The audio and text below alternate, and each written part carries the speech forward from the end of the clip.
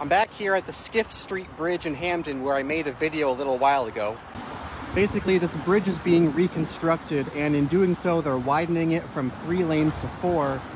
As you can see right now, it's only 1 lane in each direction for construction, and the general consensus from town officials is that there really haven't been any traffic issues in this configuration.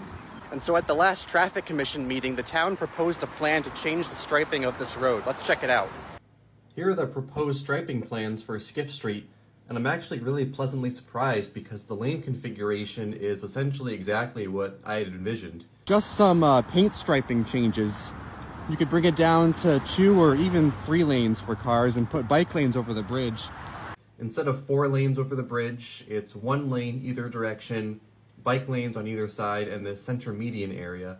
So there's no turns happening over the bridge, but once you get towards businesses, that median turns into a left turn lane, which is really going to help vehicles because right now, if you want to make a left turn, you have to stop in a lane of travel and hold up people behind you. So that will help get people out of the stream of traffic. We got these bike lanes that continue all the way on Skiff Street to the intersection with Whitney Ave, and heading back the other direction, they are continuous up to Dixwell Ave. So bike lanes for the whole length of Skiff Street connecting into the Farmington Canal Trail, which is right here. That's where I made my last video.